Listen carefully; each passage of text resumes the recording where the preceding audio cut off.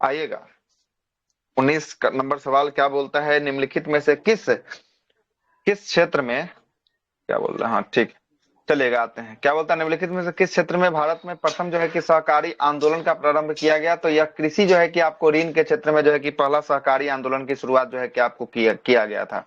भारत में प्रथम सहकारी आंदोलन कृषि ऋण में प्रारंभ हुआ था।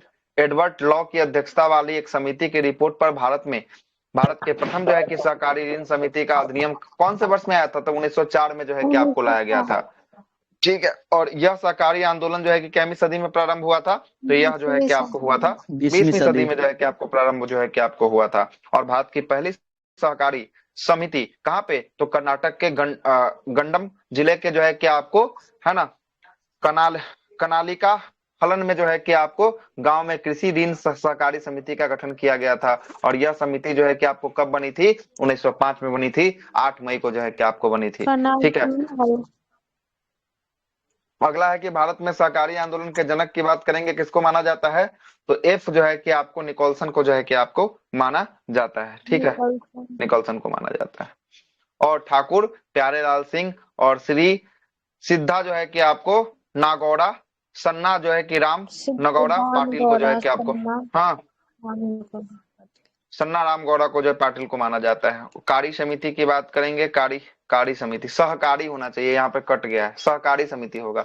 सहकारी समिति उन लोगों का एक, है ना, सहकारी समिति उन लोगों का एक शैक्षणिक जो है कि आपको संघ है, जो अपने आर्थिक, सामाजिक और सांस्कृतिक जरूरतों को पूरा करने के लिए मिलकर काम करते हैं। और यह एक व्यवसाय या संगठन है जो जो इसके लिए काम करने करने वाले लोगों द्वारा चलाया जाता है ना, और वह इसमें मुनाफे में साझा जो है कि आपको करते हैं। सहकारी समिति स्व सहायता एवं पारंपरिक जो है कि आपको सहायता के सिद्धांतों पर काम करती है। एक अनुमान के अनुसार देश में कुल 6 लाख जो है कि आपको क्या होने वाला है? सहकारी समिति जो है कि आपको सक्रिय होने वाला है। और इनमें अरबों लोग जो है कि आपको रोजगार जो है कि आपको मिला है, मतलब काम कर रहे हैं। और यह समितियां अधिकांश क्षेत्र में काम कर रही है, लेकिन कृषि, उर्वरक और दूध उत्पादन में इसकी भागीदारी सबसे अधिक जो है कि आपको होने वाला है। सहकारी समिति जैसे देखते हैं कि कृषि में, उर्वरक में और जो है कि दूध उत्पादन में, देखिएगा गांव गांव में अभी भी डेयरी जो है कि आपको बना होता है, केंद्र होता है। सब जो है कि अपने मवेशी का दूध को निकाल कर डेयरी में जाकर जो है कि गांव में एक केंद्र होता है, वहां पे सेंटर पे जाके जमा करते हैं। ऐसा आप लोग के गांव में भी हुआ होगा, देखे होंगे। ठीक है ना, यही जो है कि आपको कॉर्पोरेटिव जो है कि आपको होने वाला है। अब बैंकिंग क्षेत्र में भी सहकारी समिति की संख्या जो है कि बढ़ रही है। वर्तमान में ग्रामीण भारत में सबसे अधिक जो है कि आपको ऋण संगठित क्षेत्र से प्राप्त होता है, जिसे व्यावसायिक बैंक के द्वारा बड़ी जो है कि भूमिका होती है। लेकिन भारत में आज भी लगभग 35% ऋण जो है कि असंगठित क्षेत्र से क्या होता है? प्राप्त जो है कि आपको होता है। दूसरा 20वां नंबर सवाल क्या बोल रहा है? 20वां सवाल बोल रहा है कि भारत का प्रथम उर्वरक प्लांट स्थापित किया गया था। कहाँ पे स्थापित किया गया है? तो ये होगा सिंधरी में। कहाँ होगा? सिंधरी में। सिंधरी कहाँ पड़ता है? झारखंड में पड़ता है। कहाँ पड़ता है? झारखंड में। देखिएगा, भारत का प्रथम उर्वरक प्लांट कहाँ पे? सिंधरी में जो है कि स्थापित किया गया। और सिंधरी में कब स्थापित किया गया इसको? 1951 में जो है कि स्थापित। और सिंधरी कहाँ है? तो वर्तमान में झारखंड जिला के धनबाद में जो है कि आपको होने वाला, झारखंड राज्य के धनबाद जिला में जो है कि आपको होने वाला है। और सिंधरी का नाम स्थानीय जो है कि आदिवासी ने सिंदूर रंग के मिट्टी की वजह से यहाँ पर नाम इसका क्या रख दिया? यहाँ का नाम रख दिया है सिंदरी। ठीक ना। तकनीकी तौर पर यहाँ की मिट्टी का प्रकार, कौन सी मिट्टी मिलता है? तो यहाँ पर मिलता है लेटेराइट, है ना, लेटेराइट, जो एक सिंदूरी रंग या लाल रंग का जैसा होता है। और भारतीय मिट्टी को 3 जो है कि आपको पोषक तत्व की कमी होती है। और ये 3 पोषक तत्व जिसकी कमी होती है मिट्टी में, NPK इसको कहते हैं। N से नाइट्रोजन, P से फास्फोरस और K से क्या होता है? पोटेशियम जो है कि आपको होता है। और NPK का अनुपात 4:2:1 के अनुपात में जो है कि इसको मिलाया जाता है। क्लियर है? आगे चलते हैं। भारत में फसलों को नाइट्रोजन की पूर्ति कहां से होती है? किससे मदद से नाइट्रोजन की पूर्ति हो जाती है? तो यूरिया से जो है कि आपको पूर्ति होती है। और यूरिया का सूत्र की बात करेंगे, CN जो है कि CONH2CO जो है कि इसका सूत्र जो है कि आपको होता है। ठीक है ना। आगे चलते हैं। आगे क्या बोलता है कि भारत जो है कि आपको यूरिया का उत्पादन में क्या है? आत्मनिर्भर होने वाला है, मतलब खुद का उत्पादन खुद से जो है कि आपको करता है। और यूरिया में नाइट्रोजन की बात करेंगे, कितना % नाइट्रोजन पाया जाता है यूरिया में? तो ये होता है 46% जो है कि आपको होता है। और प्रयोगशाला में बनाए जाने वाले प्रथम कार्बनिक यौगिक की बात करेंगे, वो कौन सा यौगिक था? तो यूरिया। ये यौगिक यूरिया था। और यूरिया यूरिया जिसे जो है कि आपको किसके द्वारा, तो बोहलर नामक विद्वान के द्वारा या वैज्ञानिक के द्वारा जो है कि आपको बनाया गया था। और भारत में उर्वरक में सर्वाधिक जो है कि प्रयोग करने किया जाने वाला जो है कि उर्वरक कौन सा है? तो ये सबसे अधिक प्रयोग जिसका यूरिया। होता है वो क्या है? यूरिया जो है कि आपको होने वाला है। और भारत पोटास में मुख्यतः आयात पर निर्भर जो है कि आपको करता है। पोटास भारत जो है कि मंगवाता है दूसरे दूसरे कंट्री से, क्या करता है? आयात जो है कि आपको करता है, ठीक ना। और यूरिया जो है कि आपको इसमें नाइट्रोजन 46% होती है, तो ऊपर में दिया हुआ था। चलते हैं आगे। आगे बोलता है कि केसर का मुख्य उत्पादक राज्य कौन सा? ये तो नॉर्मल सा सवाल है, सबसे बन जाएगा। केसर के लिए कौन है? जम्मू कश्मीर जो है कि आपको होने वाला है ना। जम्मू कश्मीर में जो है कि आपको केसर भारत में कहाँ होता है? तो जम्मू कश्मीर में जो है कि आपको होता है। और जम्मू कश्मीर में कौन सी मिट्टी पाई जाती है? इस मिट्टी का नाम है करेबा मिट्टी। कौन सा? करेबा मिट्टी जो है कि आपको पाई जाती है। और विश्व में सबसे अधिक केसर कहाँ उत्पादित करने वाला देश कौन सा है? ईरान जो है कि आपको होने वाला है। कहाँ है? ईरान जो है कि आपको होने वाला है। क्लियर। आगे चलते हैं। प्रमुख फसल उत्पादक एवं भारतीय राज्य की बात करेंगे। पश्चिम बंगाल में किस किस का उत्पादन होता है? तो सबसे अधिक जूट का, चावल का। और चावल में उत्पादन में प्रथम स्थान किसका होगा? तो चावल के उत्पादन में प्रथम स्थान जो है कि आपको वेस्ट बंगाल, पश्चिम बंगाल का होगा। असम जो है कि आपको चाय का उत्पादित करने में क्या लेता है? पहला स्थान जो है कि आपको पहला। लाता है कौन? असम जो है कि आपको लाता है चाय में। लेकिन बेस्ट क्वालिटी की अगर चाय बोल दी जाए तो कहाँ पे होगा? तब होगा आपको पश्चिम बंगाल में होगा। है पश्चिम बंगाल में। कौन सा चाय? दार्जिलिंग का चाय। दार्जिलिंग। कौन सा चाय? दार्जिलिंग का चाय। ठीक है। राजस्थान जो है कि आपको बाजरा के उत्पादन में देश में क्या ला रहा है? पहला स्थान ला रहा है। तो राजस्थान बाजरा में देश में पहला स्थान। और मध्य प्रदेश किस में? सोयाबीन में जो है कि आपको पहला स्थान कौन ला रहा है? तो ये मध्य प्रदेश जो है कि आपको ला रहा है। और उत्तर प्रदेश गेहूं और गन्ना में पहला स्थान उत्तर प्रदेश ला रहा है। और कर्नाटक की बात करेंगे, कर्नाटक में कहवा के उत्पादन में कॉफी। प्रथम स्थान। और रेशम में पहला स्थान कौन है? तो ये कर्नाटक जो है कि आपको होने वाला। साथ साथ यहाँ पर कर लीजिएगा कॉफी भी, है ना। कॉफी भी जो है कि आपको कहाँ पे? कर्नाटक में जो है कि आपको होगा। जूट के उत्पादन में भारत के पहले, जूट जो है कि आपको पूरे विश्व में भारत कैमे स्थान पे है? पहले स्थान पे है, जबकि बांग्लादेश इसमें दूसरे स्थान पे है। और भारत में जूट के उत्पादन में सबसे अग्रणी राज्य कौन होगा? सबसे आगे निकल गया है कौन? पश्चिम बंगाल जो है कि आपको पश्चिम निकला बंगाल। हुआ है ना। और बिहार जूट के उत्पादन में देश में कैमा स्थान लाता है? बिहार, तो बिहार ला रहा है दूसरा स्थान जो है कि आपको ला रहा दूसरा। है। दूसरा दूसरा कैमा है, दूसरा स्थान बिहार का होने वाला है। क्लियर है।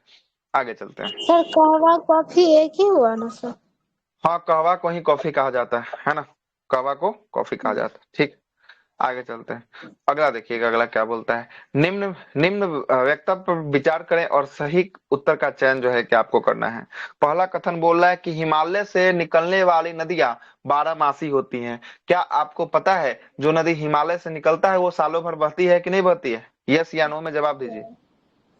बहती है। आती है। तो बहती है तो यस हो बढ़ती है। जाएगा, मतलब ये सही हो जाएगा। कथन क्या हो गया? कथन सही है। मतलब कथन जो भी होता है ना, कथन को हमेशा कितना परसेंट माना जाता है? कथन को हमेशा 100% माना जाता है। अगर कथन सर निगेटिव भी जो बोलेगा ना तब भी उसको प्रादेशीय वाला 100%। है वो नहीं होगा सर, वो रेंज पर डिपेंड रहता है, इसलिए उसको बारहमासी नहीं बोल हाँ, सकते हम। ये अब काहे हिमालय से निकलने वाली नदी बारहमासी क्यों होती है? कि हिमालय पर क्या होता है? ग्लेशियस होता है, बर्फ होता है। और बर्फ जो है कि आपको बारहमासी कुछ ना कुछ बर्फ पिघलते रहता है। और जब पिघलेगा तो ये पानी बनेगा ना। बर्फ पिघलेगा तो क्या बनेगा? पानी बनेगा। जी। और पानी बनेगा तो धीरे धीरे धीरे धीरे जो है कि आपको पानी नीचे की ओर जाएगा। कब ये क्या करेगा? नीचे की ओर जो है कि बहेगा तो नदी प्रवाहित होगी। आपको मतलब हिमालय बारहमासी से मतलब कि साल के 12 महीने जो है कि आपको बहती है ना। तो सर हिमालय से तभी निकलने नदी वाली नदी, होगी बारहमासी। बिल्कुल। हिमालय से निकलने वाली जितनी भी सारी नदियां होगी सब के सब बारहमासी होगी। क्या कि हिमालय से जो भी नदी निकलेगी कहीं ना कहीं से क्या लेके आएगी? बर्फ को पिघला के लेके आएगी, ग्लेशियर्स को पिघला के लेके आएगी। और जो भी नदी ग्लेशियर से निकल के आएगी वो हमेशा बारहमासी होगी, मतलब सालों भर बहने वाली नदी होगी। यहाँ तक कोई दिक्कत है तो बताइए, फिर आगे चलते हैं। नहीं। नहीं। चलिए, ये पहला स्टेटमेंट समझ में आ गया। दूसरा क्या बोल रहा है? तर्क देखिए। तर्क बोल रहा है कि हिमालय नदी का उद्गम का स्रोत क्या है? हिमानियों से होने वाला। क्या ऊपर में हिमानी की चर्चा किए हैं? तो तर्क आर सही है या गलत है? सही है। सही है। मतलब कथन ए और आर दोनों सही है। और आर जो है कि किसकी पुष्टि कर रहा है? ए की पुष्टि कर रहा है। ऐसा कोई ऑप्शन देखिए, ए और आर दोनों सही है। और आर जो है किसकी पुष्टि कर रहा है? ए की पुष्टि कर। ऑप्शन नंबर क्या लगा दीजिएगा? ए इसका राइट आंसर जो है कि आपको हो जाएगा। देखिए, लिया है ए नंबर इसका राइट आंसर। समझ रहे कथन हम्म। कारण को कैसे बनाना है? कथन जो तर्क दिया है ना, उस तर्क को हमेशा कितना परसेंट मानना है? 100% उस तर्क को मानना है। 100%। मतलब तर्क अगर निगेटिव भी दे रहा है, निगेटिव नहीं देगा, अगर निगेटिव भी दे रहा है तो उस निगेटिव को कितना परसेंट मानना है? 100% मानना है। 100%। और उसी तर्क के हिसाब से जो है कि आपको कथन के हिसाब से जो है कि आपको फिर तर्क देगा, है ना। उस तर्क पर विचार कीजिएगा, क्या कथन से इसका मेल भाव है। अगर मेल भाव होगा तो यस होगा, तो यस के साथ जाइएगा तो कथन ए और आर दोनों सही होगा। अगर मेल भाव नहीं है तब नो के साथ जो है कि आपको चले जाइएगा, है ना। अब यहाँ पर दे देता है कि हिमालय से निकलने वाले उद्गम जो है कि आपको नदियां हिमानी सोर्स है, हिमानी के जगह कोई अलग चीज यहाँ पर देता था, क्या ये सही होता? नहीं होता। तो यहाँ पर क्या हो जाता? ए सही है मगर आर क्या है? आर जो है कि आपको गलत है। आ रहा है बात समझ में? कैसे बनेगा इसका आंसर? यस। चलिए आगे चलते हैं, आगे चलते हैं। क्या बोलता है? यही कारण है कि उत्तर उत्तर भारत की नदियां हमेशा कैसी होती है? उत्तर भारत की नदियां हमेशा जो है कि आपको बारहमासी होती है। अच्छा, तो जैसे ही भारत को आप देखिएगा, ये रहा अपना भारत, है ना, ये भारत रहा, तो ये भारत का कौन सा दिशा है? उत्तर है ना, यही ना उत्तर हुआ। और ये कौन हुआ? ये दक्षिण हुआ। हुआ जी कि नहीं हुआ? यस। ये पूरब पश्चिम, ये पूरब हो गया, ये पश्चिम हो गया, ये उत्तर हो गया, दक्षिण हो गया। अब उत्तर की दिशा में जब चलिएगा भारत का, तो यहाँ पर हिमालय का रेंज आपको दिखाई देगा। दिखता है उत्तर की दिशा में भारत का जी सर। हिमालय का रेंज? यहाँ पर यहीं पर ना यस। हमारा जी। बिहार, झारखंड, बिहार होने वाला है, पश्चिम बंगाल होने वाला है, उसके बाद जो है कि आपको सिक्किम होगा, उधर से नेपाल ऊपर में चले जाइएगा, उत्तराखंड हो जाएगा, हिमाचल हो जाएगा। ये सब किसका रेंज है? हिमालय का ना रेंज है। हिमालय। तो क्या बोल रहा है? यही कारण है कि यहाँ पर हिमालय है, और हिमालय में क्या होने वाला है? बर्फ का ग्लेशियर्स है। और यही बर्फ का ग्लेशियर जब भी पिघलेगा ना, तो क्या लेगा? नदी का रूप लेगा। अब बर्फ तो हमेशा कुछ ना कुछ पिघलेगा, तो ये गर्मी के दिनों में ज्यादा पिघलता है, ठंडी के दिनों में थोड़ा कम पिघलता है। तो ये नदियां हमेशा कैसी हो जाती है? बारहमासी जो है कि आपको हो जाती है। क्लियर हो गया? तो उत्तर भारत की जो भी नदियां होगी, बहुत ज्यादातर ज्यादातर नदियां, सभी नदियां नहीं, ज्यादातर नदियां उत्तर भारत की होगी, वो कैसी होगी? बारहमासी। बारहमासी जो है कि आपको नदी होगी। और बारहमासी होने का कारण क्या है? एक ग्लेशियर से इसका नदी का जल जो है कि क्या हो रहा है? पिघल पिघल के जो है कि मीठा आपको आ रहता रहा है। क्लियर? ठीक है, आगे चलते हैं, आगे देखिएगा आगे क्या बोल रहा है, आगे देखिएगा। रिकॉर्ड कहाँ जाता है सर? अच्छा, रिकॉर्ड यूट्यूब पे जाएगा, ठीक है, यूट्यूब पे अच्छा, यूट्यूब पे जाए। संकल्प एकेडमी यूट्यूब चैनल पे जो है कि आपको इसका रिकॉर्डिंग मिलेगा। आपको आज का रिकॉर्डिंग सिर्फ नहीं डाला है, बाकी सब रिकॉर्डिंग तो डाल ही दिए हैं, है ना। आज वाला अच्छा, सुबह का, अभी वाला जो है कि आपको रात में डाल देंगे, ठीक है ना। ठीक है सर। क्लियर? चलिए आगे चलते हैं। ठीक है। अब जरा देखिएगा दूसरा स्टेटमेंट क्या बोल रहा है। दूसरा स्टेटमेंट बोल रहा है कि उत्तर भारत की अधिकांश नदियां हिमालय से निकलती है, और ये सभी नदी जो है कि यह सभी नदी नवीन नदियां कहलाती है। कैसी नदी कहलाती है? नवीन जो है कि आपको कहलाती है। तीसरा स्टेटमेंट बोल रहा है कि यह नदी अपने मार्ग में जो है कि आपको किसका? विसर्ग का निर्माण करती है, और भी आकार की घाटी जो है कि आपको बनाती है। तो यहां से ये बोलता है कि जब नदी निकलती है, तो जब नदी निकलती है तो भी आकार की घाटी जो है कि आपको बनाती है ना। तो भी आकार की कौन घाटी बनाती है? तो यहाँ बोलता है कि नदी के द्वारा बना हुआ आकृति कैसी होती है? तो भी आकार की घाटी होती है। गॉर्ज, गॉर्ज का मतलब गड्ढा, गड्ढा का निर्माण करती है। ये भी जो है कि आपको क्या करती है? ये नदियां जो है कि आपको करती है। विसर्प का मतलब हुआ कि टेढ़ी मेढ़ी जो है कि आपको चलेगी, मतलब सांप देखते हैं टेढ़ा मेढ़ा चलता है, या ऐसा ऐसा करके चलता है, तो टेढ़ी मेढ़ी जो है कि आपको चलती है। विसर्प, भी आकार की घाटी, गॉर्ज इत्यादि का निर्माण कौन करता है? तो ये सब नदी जो है कि आपको करती है। आगे देखिए अगला, अगला क्या और बोलता है। यू आकार की आगे बोल, कहाँ होती है? यू आकार की भी घाटी। आकार, यू आकार की यू। घाटी जो है कि आपको लटकती हुई या हिमनद से बनने वाली, किससे होती है? हिमनद, हिम नद से जो है कि आपको बनती है ना, वो यू आकार की घाटी बनती है। ऐसे भी देखिएगा ना, हिमनद ग्लेशियर्स को देखिएगा तो ऐसे ही रहेगा, लटकता हुआ रहेगा, यहीं से जो है कि आपको ऊपर से नहीं पिघलता है। जब भी पिघलता है तो निचले भाग से जो है कि आपको हिमनद पिघलता है। क्लियर है ना? आगे चलते हैं, जी। आगे देखिएगा आगे क्या बोलता है। हिमालयी जो है कि आपको उपतंत्र, अपवाह तंत्र की नदियां में बेसिन, जलग्रहण क्षेत्र और प्रायद्वीपीय नदियों की तुलना में काफी विस्तृत है। जो प्रायद्वीपीय भारत की हमारी नदियां है ना, उससे जो उत्तर भारत की नदियां हैं वो क्या होने वाली है? बहुत बड़े बड़े जो है कि आपको नदियां होने वाली है। और हिमालय से निकलने वाली नदियां अपने सहायक नदियों के साथ जो है कि कहाँ जाके गिराती है जल को? बंगाल की खाड़ी में जो है कि आपको जाकर गंगा की गिराती है। खाड़ी। और दक्षिण भारत में अधिकांश नदियां जो है कि कैसी नदियां होती है? वर्षा वर्षावती जो है कि आपको नदी होती है, क्या है कि वर्षा पर आधारित होता है। यहाँ पर इसको कोई ग्लेशियर्स नहीं है। जब वर्षा ज्यादा होगा तो इस नदी में क्या होगा, प्रवाह बहुत तेज हो जाएगा। अगर वर्षा नहीं होगा तो इसमें प्रवाह जो है कि क्या हो जाएगा, धीमा हो कम जाएगा। हो कभी कभी ये नदियां सूख भी जो है कि आपको जाती है गर्मी के दिनों में, है ना। और यह नदी पुराने नदी पुरानी नदी की श्रेणी में जो है कि आपको आती है, क्या है कि हमेशा इसमें पानी नहीं मिलता है, इसलिए नवीन नदी की श्रेणी में नहीं आता है। कैसे नदी की श्रेणी में आता है, पुराने नदी पुरानी के नदी। श्रेणी में जो है कि आपको आता है। आ रहा है ना समझ में, अच्छा समझाते हुए चल रहा है। ठीक है, आगे देखिएगा आगे क्या बोल रहा है। आगे बोल रहा है 23वां नंबर सवाल। 23वां नंबर सवाल बोल रहा है कि ब्रह्मपुत्र नदी अपने स्रोत से लेकर डेल्टा तक गुजरती है। देखिएगा, तो ब्रह्मपुत्र जहां से निकलती है, यह स्थान है तिब्बत का। कौन सा स्थान है, तिब्बत का। तिब्बत। तिब्बत का स्थान है। और तिब्बत में जो है कि आपको तिब्बत से निकलते हुए ये नदी सबसे पहले तिब्बत से निकलती है। तिब्बत से निकलते हुए ये नदी कहाँ जाती है, ये नदी भारत में प्रवेश करती है। और भारत में जहां अरुणाचल से प्रवेश प्रदेश। करती है ना, अरुणाचल प्रदेश में प्रवेश करती है। और एक दर्रा है, जिस दर्रा को कहते हैं, कौन सा दर्रा, बिहार। यांग याप। कौन सा, यांग याप। कौन सा, यांग याप दर्रा। यांग। यांग याप दर्रा को काटते हुए भारत में जो है कि आपको प्रवेश करती है ना। तिब्बत में इसे ब्रह्मपुत्रा को किसको, सांगपो के नाम से जो है कि आपको जाना जाता है। किसके नाम से, सांगपो के नाम से। अरुणाचल प्रदेश में इसे किसके नाम से जाना जाता है, बिहार। दिहांग के नाम से जाना जाता है, ठीक ना। और उसके बाद ये भारत में अरुणाचल प्रदेश होते हुए असम में जाती है। असम में इसे ब्रह्मपुत्रा के नाम से जाना जाता है। किसके नाम से, ब्रह्मपुत्रा के नाम से। ब्रह्मपुत्र। और असम में ही जो है कि आपको देखिएगा तो यहाँ पर विश्व का सबसे बड़ा नदी द्वीप बनाती है ब्रह्मपुत्रा, जिसका नाम क्या है, माजुली।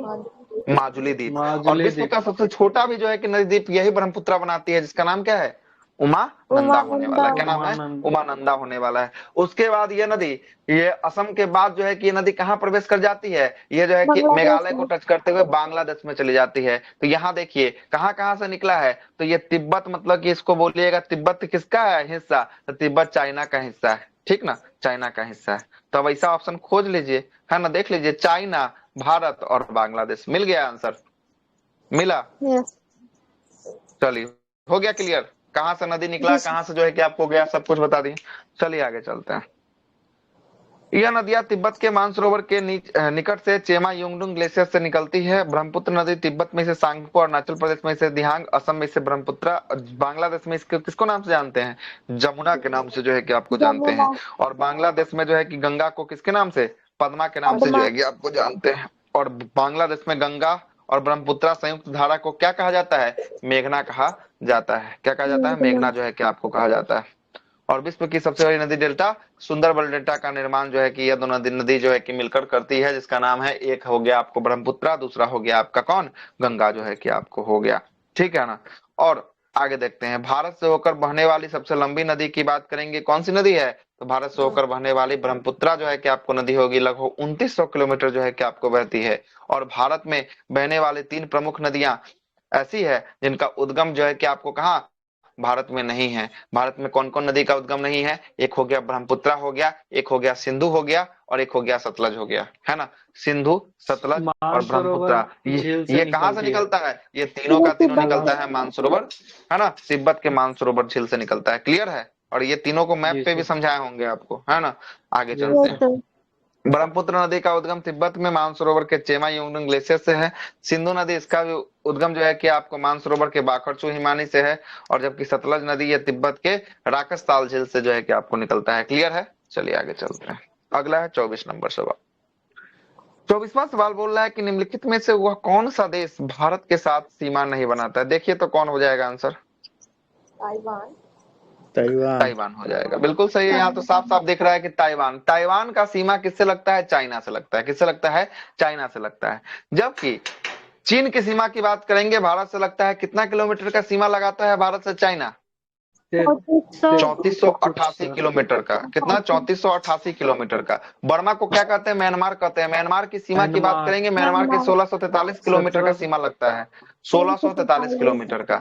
और यहाँ भूटान, भूटान का सीमा 699 किलोमीटर का लगता है। कितना किलोमीटर का, 699 किलोमीटर का जो है कि आपको लगता है।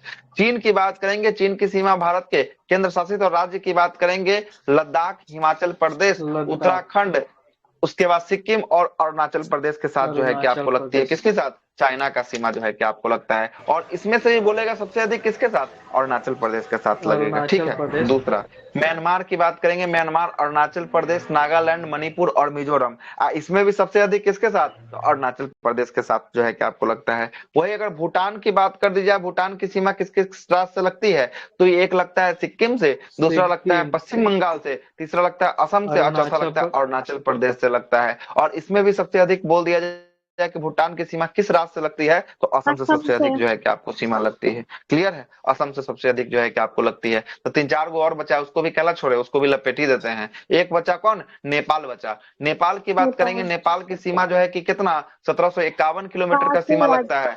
और 1751, कौन कौन, Uttarakhand, UP, 1751, Bihar, Uttarakhand, UP, Bihar, UP, Bihar के बाद बिहार, पश्चिम बंगाल और सिक्किम। पश्चिम ठीक बंगाल, ना, इतने सिक्किम। राज्यों से जो है कि आपको लगता है। एगो बच गया बांग्लादेश इधर में, बांग्लादेश का 40 जो है कि आपको कितना, 40-96 किलोमीटर का सीमा 96। लगता है। सबसे ज्यादा यही और लगाता है। बांग्लादेश सबसे अधिक जो है कि आपको, पश्चिम भारत का बंगाल। सीमा सबसे अधिक जो है कि बांग्लादेश से लगता है। और पश्चिम बंगाल सबसे अधिक इसका सीमा लगाता है। पश्चिम बंगाल हो गया, असम हो गया, मेघालय हो गया, त्रिपुरा हो गया और मिजोरम हो गया। मिजोरम। इसकी सीमा किससे लगता है, बांग्लादेश से साथ लगता है। बांग्लादेश। अब एगो कौन बचा, पाकिस्तान बचा। पाकिस्तान की बात पाकिस्तान, करेंगे, पाकिस्तान का 3323 किलोमीटर गुजरात, का सीमा लगता है। राजस्थान, और पंजाब, जम्मू गुजरात, कश्मीर, हाँ बोलिए लद्दाख। बोलिए। राजस्थान, पंजाब चलिए, गुजरात, और गुजरात, राजस्थान, पंजाब, जम्मू जम्मू कश्मीर कश्मीर, और लद्दाख के साथ जो है कि आपको लद्दाख, सीमा लगता है। और सबसे बड़ा सीमा की बात करेंगे पर इसके साथ, तो ये राजस्थान। लगेगा राजस्थान के साथ जो है कि आपको राजस्थान, लगेगा। और एक बचा हमारा कौन, अफगानिस्तान, 106 किलोमीटर का यह सीमा 106 लगता है। और किलोमीटर, यह जो है कि लद्दाख, लद्दाख से स्पेशल अकेले जो लद्दाख है कि से। आपको लगाता है। क्लियर हो गया, भारत का जितना सारा पड़ोसी राज्य देश था, सबका सीमा हम लगा दिए, सबका किलोमीटर बता दिए, सबसे अधिक किसके साथ लगता है, ये सब का सब जो है कि आपको बता दिए। क्लियर है, आगे चलते हैं। जी।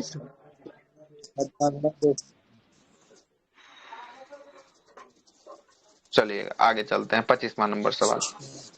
25वां सवाल क्या बोल रहा है, जरा देखिएगा। 25वां सवाल जो बोल रहा है कि निम्बू बांगजो नामक बांध निम्नलिखित में से कौन सी नदी पे बनाया गया है। तो निम्बू बांगजो नामक बांध जो है कि कौन सी सिंधु। नदी पे, सिंधु नदी पे बनाया गया। किस पे, सिंधु पे बनाया गया। निम्बू बांगजो नामक बांध सिंधु नदी पे बनाया गया। और यह बांध कहाँ पे, लद्दाख के संघीय प्रांत में जो है कि आपको होने वाला लेह लेह जिला में जो है कि आपको अवस्थित होगा। ठीक ना। और भारत में सबसे पहले भारत के पहले प्रधानमंत्री पंडित जवाहरलाल नेहरू ने बांधों का आधुनिक भारत का क्या कहा है, आधुनिक भारत का मंदिर कहा है। तो यहाँ से भी पूछता है कि किस प्रधानमंत्री के द्वारा बांधों को आधुनिक भारत का मंदिर कहा गया, तो किसके जवाहरलाल द्वारा नेहरू। कहा गया, जवाहरलाल नेहरू के द्वारा जो है कि आपको कहा गया। क्लियर है।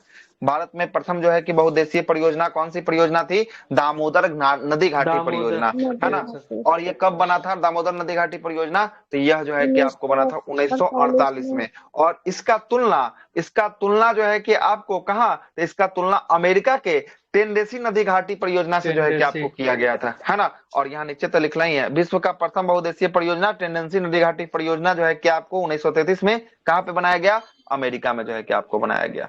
कोयना बांध की बात करेंगे, ये कहाँ होगा, किस राज्य में होगा, महाराष्ट्र में जो है कि आपको होगा। महाराष्ट्र। और किस किस नदी पे होगा, तो कोयना नदी पे जो है कि कोयना आपको नदी होने पे। वाला है। ठीक है, आगे देखिएगा, आगे क्या बोल रहा है। आगे बोल रहा है आपका, नदी बांध के पीछे जो है कि एक बड़ा जलाशय बन गया है, जिसे शिव सागर जो है कि आपको सरोवर के नाम से जो है कि आपको जाना जाता है। और बराकर नदी दामोदर नदी की मुख्य सहायक नदी है। समुद्र। और ये बराकर और दामोदर कहाँ बहती है, तो ये दोनों नदी जो है कि आपको कहाँ कहाँ है, झारखंड। झारखंड और पश्चिम बंगाल जो है कि आपको ये दोनों में जो है कि आपको बहती है ना। आगे चलते हैं। और यह झारखंड के हजारीबाग जिला में पदमा के पास जो है कि आपको निकलती है। और बराकर नदी पर 3 बांध बनाया गया है। और ये 3 बांध का नाम है, एक का बांध है तिलैया बांध। कौन सा बांध, तिलैया बांध। किस नदी पे है तिलैया बांध, बराकर नदी पर। दूसरा बांध का नाम है मैथन मैथन बांध या मैथन डैम, ये भी किस पे है, बराकर पर है। और पाल पहाड़ी डैम, ये भी किस पे है, ये भी बराकर पे जो है कि आप होने वाला है। ठीक ना। मुल्ला जो है कि पेरियार बांध, और मुल्ला जो है कि पेरियार बांध भारतीय राज्य कहाँ पे देखने को मिलेगा, ये केरल में जो है कि आपको देखने को मिलेगा, है ना। पेरियार नदी पे जो है कि इसको बनाया गया है। और ये इसका गुरुत्वीय जो है कि आपको बांध होने वाला है। अगला 26वां सवाल क्या बोलता है। 26वां सवाल की बात करेंगे, भारत के किस राज्य में सर्वाधिक सिंचाई ट्यूबवेल के द्वारा होती है। तो ट्यूबवेल के द्वारा, ट्यूबवेल का मतलब समझ रहे हैं, ट्यूबवेल का मतलब हो गया बोरिंग। बोरिंग जानते हैं ना, खेत में जो पानी पड़ता है, पंपी सेट। हाँ, पंपिंग सेट उसी को ट्यूबवेल कहा जाता है, उसी को बोरिंग कहा जाता है। इससे सबसे अधिक जो है कि आपको खेती कहाँ होती है, तो उत्तर प्रदेश में होती है। कहाँ होती है? उत्तर प्रदेश में जो है कि आपको होती है। लेकिन आपसे अगर पूछा जाए कि तालाब से सबसे अधिक कहाँ होगा, तालाब से? तमिलनाडु। हाँ, तालाब से जो है कि आपको तमिलनाडु में जो है कि आपको सबसे अधिक जो है कि आपको देखने को मिलेगा, ठीक ना, तमिलनाडु में। आगे चलते हैं। भारत में मुख्यतः जो है कि आपको कृषि किस पर निर्भर करता है, तो कृषि जो है कि आपको मानसून पर जो है कि आपको निर्भर जो है कि आपको करता है। भारत में सर्वाधिक जो है कि आपको सिंचित क्षेत्र का प्रतिशत जो है कि आपको किस राज्य में देखने को मिलेगा, तो ये देखने को मिलेगा पंजाब में जो है कि आपको देखने को मिलेगा। और भारत में प्रमुख सिंचाई का साधन क्या क्या होने वाला है, ये ट्यूबवेल होने वाला है। और क्या क्या दिया है, तालाब होगा, कुआं तालाब, होगा, नहर कुआं, होगा। नहर। नहर। हम्म। और इसी में बात कर रहा है, ट्यूबवेल या नलकूप से सबसे अधिक जो है कि सिंचाई किस राज्य में होती है? उत्तर प्रदेश। उत्तर प्रदेश में जो है कि सबसे अधिक जो है कि आपको होती है। और तमिलनाडु में तालाब से सबसे अधिक होती है। तालाब हाँ से। बोलिए। ट्यूबवेल को ही वो कहते हैं बोरिंग। चापाकल ही रहता है। हे, बोरिंग, नलकूप। ट्यूबवेल का मतलब उसको हैंड पंप कहते हैं, चापाकल को तो ट्यूब नल कहते हैं। कुछ से कुछ नाम से ही पता चल रहा है क्या है। आगे चलते हैं। भारत में सबसे अधिक सिंचाई जो है कि आपको किससे, तो कुआं और नलकूप के द्वारा होता है। और इसके बाद नहर के बाद तालाब से सिंचाई भारत में जो है कि आपको की जाती है। ट्यूब वाला कुआं बोल सकते हैं ना सर, ट्यूबवेल। ट्यूबवेल का वाला मतलब देखिएगा, ट्यूबवेल का मतलब होता है यही, देख रहे हैं सर ये ये घर में नीचे में जो छोटा है सा बोरिंग रहता रहता है, है। खेत में थोड़ा सा बोरिंग बड़ा बोरिंग रहता है, यही मतलब मानिए नहीं कि पाइप जो है कि हर वाला जो होगा इसका छोटा बेल हो गया, इसका पाइप छोटा यस सर। होता है, इसका बहुत मोटा पाइप होता है। वो और ये अंदर तक जो है खेत कि वाला आपको बड़ा जाता है, रहता है। ठीक ना, ये जो है कि अंदर तक जाता है, ठीक है। ट्यूबवेल का मतलब बोरिंग हुआ, ठीक ना, बोरिंग, ठीक है। और इसी का मिनी वर्जन आजकल का देखिए हुआ समरसेबुल लगाता है सब घर में, देखे हैं, नाम सुने हैं समरसेबुल का? हाँ सर, 300 हाँ। 350 फीट पे जो है कि, जी सर। ट्यूबवेल से बोलते हैं ना सर, इसीलिए हम बोले किसको? चापाकल को सर। ए, चापाकल को ट्यूबवेल। हैंडपंप ट्यूबवेल कहते हैं, नहीं, तो बोरिंग ट्यूबवेल कहाँ बोरिंग। कहते हैं? हैंडपंप। चापाकल का तो नलकूप। पता नहीं फिर, जानते थे ए, इसीलिए बोलते नलकूप को ही ना कहते हैं, बोरिंग कहा जाता है महाराज। काहे के लिए इतना कंफ्यूजन हो रहा है? ट्यूबवेल, नलकूप, जो पटा था बोरिंग, सर वही ना। है ना? हाँ, बोरिंग, ये तीनों एक ही समान शब्द है ना, तीनों जी एक समान है, ठीक है। ट्यूबवेल जी कहिए, सर, जी नलकूप जी कहिए सर। या बोरिंग कहिए, है ना, ये तीनों एक समान शब्द है, कोनो अंतर नहीं है, तीनों एक समाने हैं, ठीक है। आगे चलते हैं। जी क्या बोल सर। रहा है अगला सवाल, जरा सुनिएगा। अगला सवाल जो बोल रहा है आपका कि पौधे जो है कि मिट्टी में घुले हुए नाइट्रेट को अवशोषित करते हैं तथा उन्हें परिवर्तित कर देते हैं। किसके रूप में जो है कि परिवर्तित करते हैं? तो नाइट्रेट आ रहा है तो यहाँ नाइट्रोजन का संबंध है, तो यहाँ जो है कि नाइट्रोजन से एक ऑप्शन है, देखिए, मुक्त नाइट्रोजन। उसके अलावा देखिए सब यूरिया है, प्रोटीन है, अमोनिया है, ये सब तो कुछ है ही नहीं, ठीक है। अब जरा सुनिएगा, पौधे जो है कि आपको मिट्टी में घुले नाइट्रोजन को अवशोषित करते हैं तथा उन्हें परिवर्तित मुक्त जो है कि आपको नाइट्रोजन में कर देते हैं।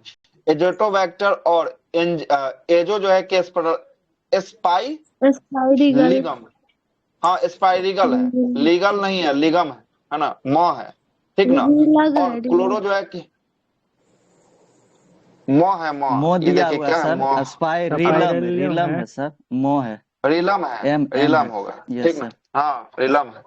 और क्लोरो जो है कि एस्ट्रोडियम जीवाणु के द्वारा जो है कि कुछ प्रजाति है जो स्वतंत्र रूप से जो है कि आपको क्या होता है, मिट्टी में निवास करती है। और ये मिट्टी में स्थित वायु में क्या करती है, नाइट्रोजन का स्थिरीकरण जो है कि आपको करती है। और एनाविना और नॉस्टॉक जैसे जो है कि आपको साइनोबैक्टीरियल जो वायुमंडल में उपस्थित जो है कि आपको क्या करता है, नाइट्रोजन स्थिरीकरण जो है कि आपको करने का काम करता है। और राइजोबियम, है ना, और ब्रेडो जो है कि आपको राइजोबियम जैसे जीवाणु जो है कि आपको जाति, है ना, लिग्नमेसी जो है कि आपको दलहनी के जड़ों में जो है कि आपको होती है। और यह जो है कि आपको क्या करती है, वायुमंडल से नाइट्रोजन का स्थिरीकरण जो है कि आपको करती है, ठीक ना। आगे बोल रहा है कि वायुमंडल में नाइट्रोजन को सीधे उसी रूप में नहीं लिया जा सकता है, बल्कि नाइट्रोजन को किसके रूप में परिवर्तित करता है, नाइट्रोजन को नाइट्रेट के रूप में जो है कि आपको बदलकर तभी जो है कि आपको लिया जा सकता है। आगे आते हैं, 2018 का पेपर शुरू हो रहा है। क्या बोल रहा है कि स्वर्णिम जो है कि क्रांति किसे संबंधित होने वाला है? स्वर्णिम क्रांति किसे संबंध होगा? ये जो है कि उद्यान कृषि से होने वाला है। किससे होगा? उद्यान कृषि, ऑप्शन नंबर बी, है ना, उद्यान कृषि से। उद्यान स्वर्णिम क्रांति को हॉर्टिकल्चर जो है कि आपको कहा जाता है। हॉर्टिकल्चर का संबंध जो है कि आपको किससे होगा? तो हॉर्टिकल्चर और स्वर्णिम का संबंध जो है कि आपको शहद से जो है कि आपको होता है।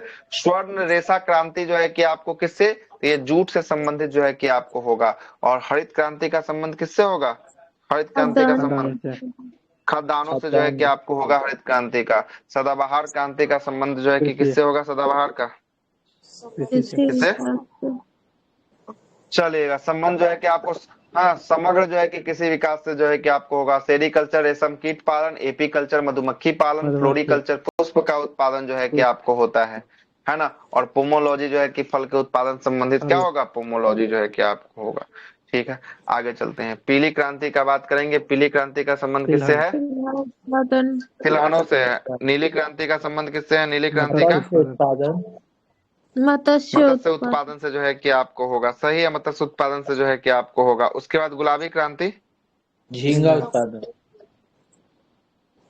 झींगा उत्पादन से। और रजत क्रांति की बात करेंगे। रजत क्रांति अंडा से अंडा से। गोल क्रांति आलू आलू से जो है कि आपको होगा। किससे होगा? आलू से जो है कि आपको होगा। ठीक है, उसके बाद जो है कि क्या दिया? उसके बाद नहीं दिया, आगे देखते हैं। और बताइएगा, जूट के लिए कौन सी क्रांति है?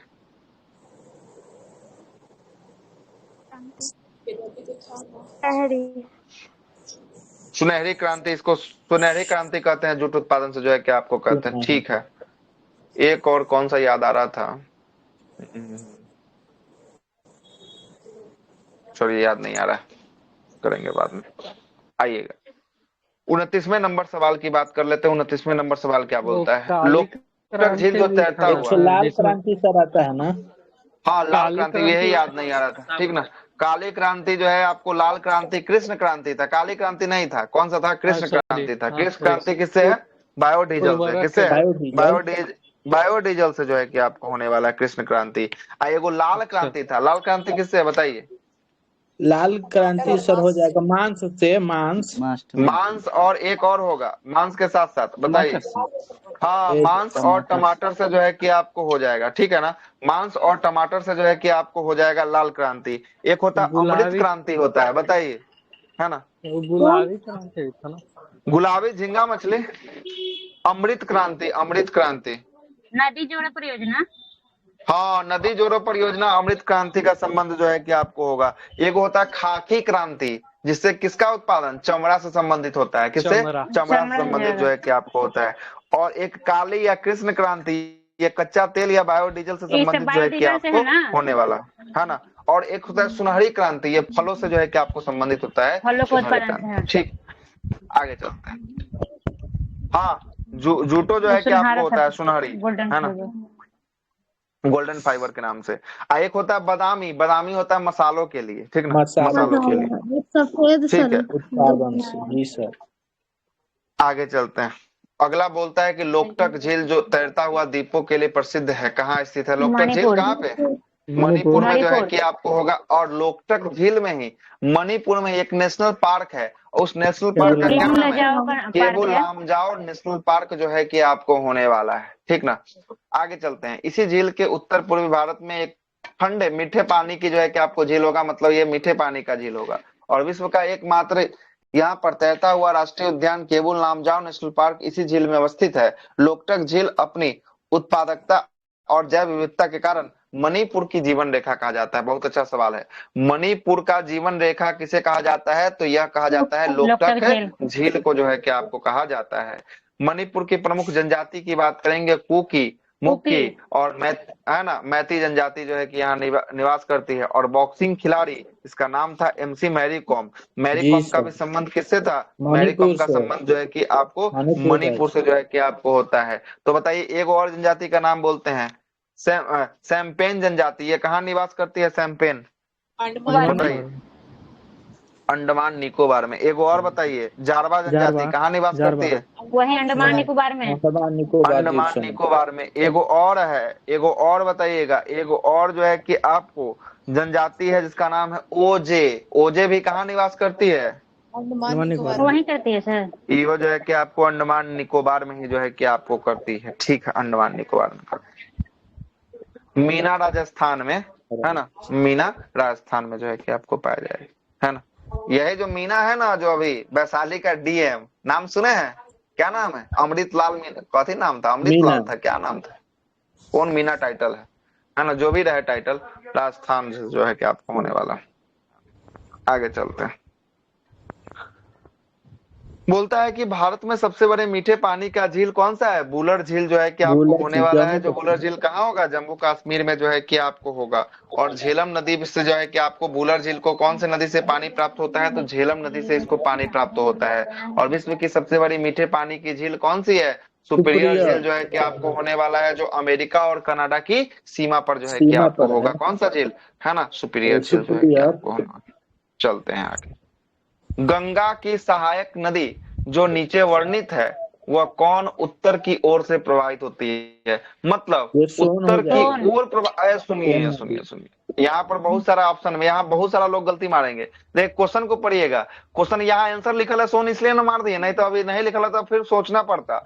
देखिए क्या जी बोल रहा है, गंगा की सहायक नदी जो कौन सी है, जो नीचे वर्णित है, कौन उत्तर की ओर प्रभावित हो रही है? मतलब कि कौन उत्तर की ओर हो रही है? उत्तर बह की ओर हो रही रही है वही मतलब कहां सोन से हो निकल जाएगा। रही है? दक्षिण से निकल रही है, अमरकंटक तभी से। ना उत्तर की ओर जा रही है। तो दक्षिण जी से सर निकलने जी। वाली नदी के जो है कि आपको खोजिए। तो दक्षिण से निकलने वाली नदी को देखिएगा, कोसी। ये तो उत्तर से निकलती है, नेपाल से निकलती है। और ये कहाँ बहती है? ये दक्षिण की दिशा में बहती है। तो ये किस दिशा में हो गया? इसका आंसर अगर कोसी मानते तो ये दक्षिण की दिशा की ओर प्रवाहित होती, तब जो है कि कोसी इसका होता। लेकिन यहाँ क्या बोल दिया? यहाँ बोला उत्तर की ओर प्रवाहित होने वाली। मतलब प्रवाहित निकला होती है कहाँ से है? निकला है उत्तर की आपको ओर, दक्षिण से।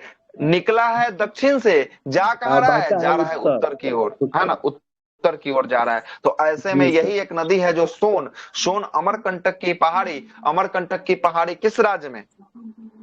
उत्तर प्रदेश।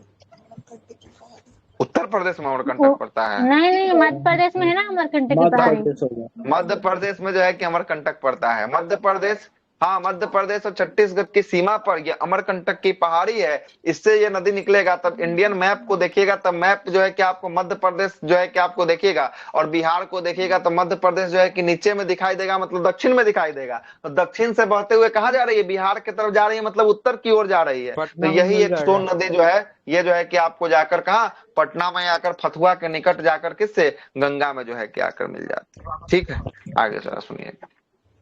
देखिएगा, गंगा की सहायक नदी सोन है जो उत्तर की ओर प्रवाहित होती है। सोन नदी ऐसे देखिएगा ऑप्शन में नहीं है। ऐसे अगर बिहार का बहुत सारा नदी आप देख सकते हैं जो उत्तर की ओर प्रभावित हो रही है, जिसमें आप देखिएगा, एक हो गया सोन नदी हो गया, ठीक है, दूसरा आप देखिएगा फल्गु नदी हो गया, तीसरा निरंजना नदी हो गया, चौथा जो है कि आपको क्यूल नदी हो गया, पांचवा की बात करेंगे, पांचवा जो है कि आपको पुनपुन हो गया, ठीक ना, छठा बात करेंगे कर्मनाशा नदी जो है कि आपको हो जाएगा, है ना।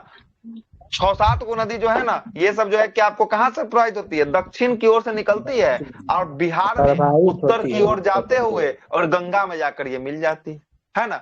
और बिहार की कुछ नदी जो उत्तर से निकलती है, दक्षिण की ओर प्रवाहित होते हुए जाकर गंगा में मिलती है, जिसमें आपका घाघरा हो जाएगा, गंडक हो जाएगा, बूढ़ी गंडक हो जाएगा, बागमती हो जाएगा, कमला हो जाएगा, कोसी हो जाएगा, उसके बाद जो है कि आपको मेची हो जाएगा, महानंदा हो जाएगा। ये सब जो नदी है ना, ये सब कहां से निकलती है? उत्तर की दिशा से निकलती है। और जाती किस दिशा में है? प्रभावित किस दिशा में होती है? तो दक्षिण की दिशा में ये प्रवाहित होते हुए गंगा में जाकर जो है कि मिल जाती है। क्लियर?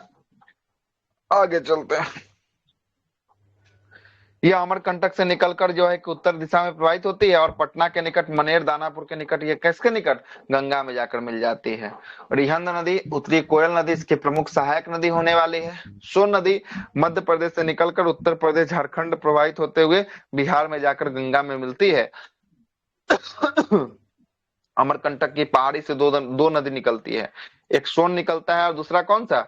दूसरा जो है कि नर्मदा नदी निकलता है। नर्मदा। नर्मदा नदी देखिएगा तो नर्मदा नदी जो है कि आपको देखिएगा तो ये 3 गो पश्चिम ना की दिशा निकलता में है प्रभावित सर। होती है। हाँ, यहाँ से 3 गो, एगो महानदी भी निकलता है। कौन सा? महानदी भी जो है कि आपको निकलता है, इसीलिए ठीक ना। गुजरात की जीवन रेखा कहते तीनों हैं सर तीन ना। डायरेक्शन में है, एगो ऊपर गुजरात एगो के जीवन रेखा, इधर महानदी को पश्चिम। गुजरात के नहीं गुजरात सर, में बहवे नहीं नर्मदा को करती है बोल रहे हैं, मध्य नर्मदा प्रदेश। को। अच्छा, नर्मदा को बोलना, हाँ, मध्य नर्मदा को गुजरात का जीवन रेखा कहा जाता है, क्या कि नर्मदा नदी जो है कि आपको, है ना। नहीं सर, मध्य क्या प्रदेश का बोला जाता है सर, नर्मदा नदी को। नहीं, ठीक बोलना है। एमपी का जीवन रेखा जो है कि आपको कहा जाता है ना। मध्य प्रदेश का जीवन रेखा जो है कि आपको नर्मदा नदी को कहा जाता है, क्या है कि पूरा का पूरा मध्य प्रदेश बहते हुए ये जो है कि आपको कहा गुजरात बहते हुए और जाकर जो है कि आपको कहाँ जाकर गिरा देती है जल को, ये बहुत जो है कि ज्यादा अरब मतलब सागर में पूजा जाकर, उजा जाता है है सर, ना, और पूरा अरब सफाई सागर उफाई में का जाकर जो ध्यान है कि रखा आपको जाता है गिराती है नर्मदा अपने नदी जल। में। ठीक है, जी आगे देखिएगा, आगे बोल रहा है कि अमरकंटक की पारी तो हो ही गया। सोन नदी उत्तर पूर्व दिशा की ओर बहते हुए गंगा में जाकर पटना के निकट आकर मिल जाती है, जबकि नर्मदा नदी पश्चिम की दिशा बहते हुए अरब सागर में जाकर गिर जाती है। कोसी नदी नेपाल से निकलती है और बिहार के सहरसा, मधेपुरा, पूर्णिया आदि जिला में प्रभावित होते हुए कुर्सेला क्षेत्र कटिहार के निकट किसमें मिलती है, गंगा में जाकर मिल जाती है। और कोसी नदी सबसे अधिक जो है कि मार्ग बदलने के लिए इसे जो है कि क्या कहा गया है, बिहार का शोक जो है कि आपको कहा गया है, जबकि दामोदर नदी को बंगाल का शोक, महानदी को उड़ीसा का शोक। उड़ीसा का शोक महानदी को न मार के किसको मानिएगा, ऑप्शन में न रहेगा तब जो है कि आपको महानदी लगाइएगा, ब्राह्मणी, ब्राह्मणी नदी पहले मारिएगा, ब्राह्मणी अगर ऑप्शन में होगा तब, नहीं होगा तो महानदी को मार दीजिएगा। और हांगहो नदी को जो है कि आपको किसका शोक माना जाता है, चाइना का शोक, चीन का शोक, हांगहो को माना जाता है। चलिएगा आगे चलते हैं। आगे बोलता है कि आपको गंडक नदी बिहार के पश्चिमी चंपारण, पूर्वी हांगो चंपारण, को ही ना बोला गोपालगंज, जाता है पीली नदी। हांगहो को, है ना, तो वही ना हांगहो ही में पीली दिया था, है ना। पीली पीली नदी उसी उसका, को बोलते हैं। हाँ, उसी का उपनाम है पीली नदी, ठीक ना। गंडक नदी बिहार के पश्चिमी चंपारण, पूर्वी चंपारण, गोपालगंज, सिवान, सारण, वैशाली से प्रवाहित होते हुए सोनपुर, सारण के निकट हाजीपुर के क्षेत्र बनाते हुए गंगा में जाकर मिल जाती है। और त्रिवेणी नहर किस किस नदी पे बना हुआ है, तो त्रिवेणी नहर गंडक नदी पर जो है कि आपको बनाया गया है, ठीक ना। और घाघरा नदी बिहार के सारण जिला में, सारण जिला के छपरा में जाकर जो है कि आपको गंगा से मिल जाती है। यही ना घाघरा के बारे में पूछा था कि बिहार में मिलने वाली गंगा की पहली सहायक नदी कौन सी है, बीपीएससी 17th में पूछा था ये क्वेश्चन, याद आ रहा है, यही क्वेश्चन था। हम भूल गए होंगे तो अलग बात है, यही सेम क्वेश्चन था। आगे चलते हैं, आवाज जा रहा है कि नहीं। यस सर, आ रहा है। अगला 31वां नंबर सवाल की बात करेंगे। 31वां सवाल बोलता है कि भारत का कौन सा राज्य सर्वाधिक जो है कि लोहा का उत्पादन करता है, तो लोहा के उत्पादन में कौन सा, तो ये उड़ीसा जो है कि आपको होने वाला है। टॉप कौन कर रहा है, उड़ीसा जो है कि आपको होगा। भारत में उड़ीसा राज्य जो है कि वर्तमान में सर्वाधिक लोहा का उत्पादन करता है। लोह अयस्क के उत्पादन में भारत के 4 अग्रणी राज्य हैं, जिसमें उड़ीसा, छत्तीसगढ़, कर्नाटक और कौन होगा, झारखंड होने वाला है। देश में पहला जो है कि आपको लोह इस्पात का कारखाना 1874 में, है ना, बराकर नदी के किनारे कुल्टी के निकट आसनसोल, पश्चिम बंगाल में जो है कि बंगाल आयरन वर्क्स के नाम से जो है कि स्थापित किया गया था। और देश का सबसे बड़े पैमाने पे कारखाना 1907 में तत्कालीन बिहार राज्य अब झारखंड में स्वर्णरेखा नदी के तट पे सांची नामक स्थान पर जमशेदजी टाटा के द्वारा जो है कि स्थापित किया गया। और यही सांची नामक स्थान और यही टाटा द्वारा स्थापित किया गया आज जो कहलाता है, वो कहलाता है शहर टाटा नगर। कौन सा, टाटा नगर जो है कि आपको कहलाता है। और ये टाटा नगर है कहाँ पे, झारखंड में होने वाला है वर्तमान में, है ना, झारखंड में है, छत्तीसगढ़, झारखंड में टाटा नगर, ठीक है। हाँ, जमशेदपुर झारखंड में, ठीक है ना। आगे चलते हैं, टाटा नगर जमशेदपुर, जमशेद जी के नाम पर ही जो है कि आपको उसका नाम डाला गया है, ठीक ना। 32वें नंबर सवाल पे आते हैं। 32वां सवाल क्या बोलता है, निम्नलिखित में से बेमेल को चुने, इसका मेल नहीं खा रहा है उसको चुन लेना है ना। देखिए, नंदा देवी उत्तराखंड बिल्कुल सही है। नीलगिरी ये तमिलनाडु में ना है, क्या दे दिया है यहाँ, केरल दे दिया, ये ने गलती कर दिया है, ये तमिलनाडु हो जाएगा, ठीक ना, तमिलनाडु, है ना। बाकी सब सही है। ऑप्शन नंबर 20 का क्या हो जाएगा, राइट आंसर जो है कि आपको हो जाएगा। नीलगिरी की पहाड़ी या केरल बेमेल है, इसका राइट आंसर क्या होगा, तमिलनाडु में होगा। और इसका थोड़ा सा भाग देखिएगा तो तमिलनाडु और कर्नाटक में भी थोड़ा सा इसका भाग जो है कि आपको टप जाता है, फैला हुआ है। और पूर्वी एवं पश्चिमी घाट जहां आकर मिलते हैं, वो कहाँ आकर मिलते हैं, तो यही पर्वत पर आकर मिलता है, पूर्वी और पश्चिमी घाट। कौन कहाँ पे, नीलगिरी पे आके जो है कि आपको मिलता है, सही है। नीलगिरी पर आकर पूर्वी घाट और पश्चिमी घाट आपस में आकर मिलता है, कहाँ पे, नीलगिरी में जो है कि आपको आकर मिलता है, ठीक ना। और नीलगिरी पहाड़ी का सबसे ऊंचा चोटी कौन सा होगा, बेटा डोडा बेटा जो है कि आपको होने वाला है। सही है। डोडा बेटा नीलगिरी का सबसे ऊंचा चोटी कौन है? तो ये जो है कि आपको डोडा बेटा जो है कि आपको होने वाला है। ठीक है, आगे देखिए। खारदुंगला दर्रा जम्मू कश्मीर में, अब वर्तमान के हिसाब से बात करेंगे तो खारदुंगला कहाँ चला जाएगा? ये लद्दाख में जो है कि आपको लद्दाख चला में। जाएगा। ठीक ना, लद्दाख में जो है कि आपको चला जाएगा। आगे देखिएगा, आगे क्या बोलता है कि गोरुचिन एक पर्वत शिखर है जो हिमालय का हिस्सा है और यह असम, हिमालय, दक्षिण पूर्वी जो है कि तिब्बत, भूटान और भारतीय।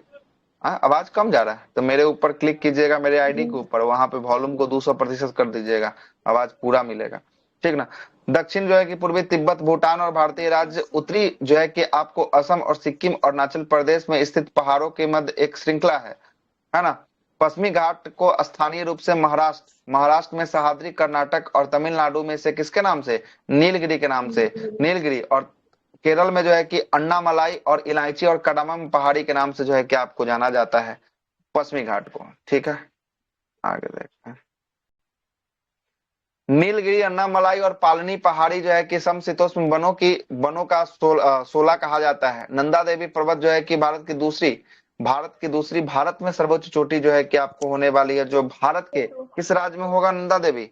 ये होगा भारत के उत्तराखंड राज्य में जो है कि आपको होने वाला है ना। नंदा देवी और फूलों की घाटी राष्ट्रीय उद्यान कहाँ पे? उत्तराखंड में अवस्थित होने वाला है। और साइलेंट वैली की बात करेंगे, ये कहाँ होगा? मुक्त घाटी केरल में होगा। सिलिकॉन वैली जो है कि आपको बेंगलुरु कर्नाटक में।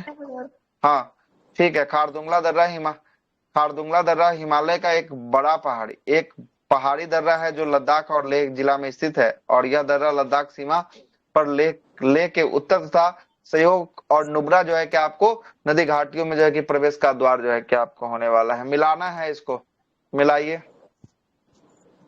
अच्छा सवाल है। अष्टमुडी झील जो है कि आपको कहाँ है? देखिए वैसे नहीं मिलेगा, इसमें है ना लोनार झील। ये लोनार झील आज सुबह चर्चा किए हैं, ये ज्वालामुखी मुख से जो है कि आपको बना हुआ है आज है। तो अब देखिएगा 4 का 4 जो है कि देखिए ये तो गया, आई हो गया ना, क्या कि 4 के 4 में मात्र किसमें है? एगो बी में है और नहीं जी, एगो बी में है और एगो जो है कि आपको कौन है? एगो डी में है, क्या कि ए और सी गया है, ए और सी जो है कि आपको गया है। अब जो है कि यहाँ पर जो है कि आप देखिए अब फिर लगाना पड़ेगा।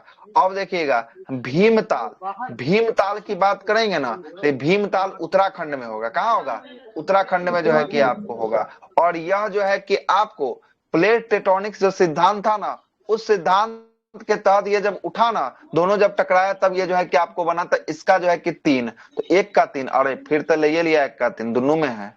आगे चलते हैं। अब जरा देखिएगा, अब अष्टमुडी की बात करेंगे, ये केरल में होगा। और अष्टमुडी जो है कि आपको क्या होगा? अनूप जो है कि आपको इसका झील ले रहा है। और गोहन झील की बात करेंगे, ये भू जो है कि आपको स्खलन के द्वारा जो है कि आपको निर्मित जो है कि आपको होने वाला है।